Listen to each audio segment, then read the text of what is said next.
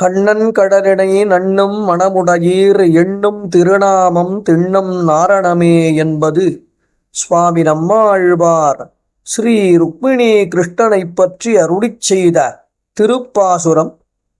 ஸ்ரீ ருக்மிணி கிருஷ்ண மூர்த்தியின் திருச்சால கிராமம் அற்புதமான நாவற்பழம் போன்ற நிறத்தில் அமைந்த சாலக்கிராம மூர்த்தி.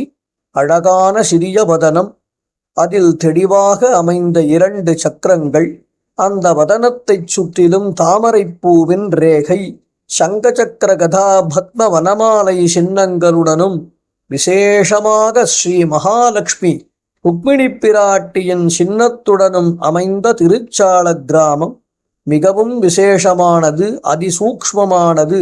தன்னை சேவிப்பவர்களுக்கு சகலவிதமான சம்பத்தினையும் அருளவல்லது. அனைவரும் சேவித்து ஆனந்தமடைவோமாக.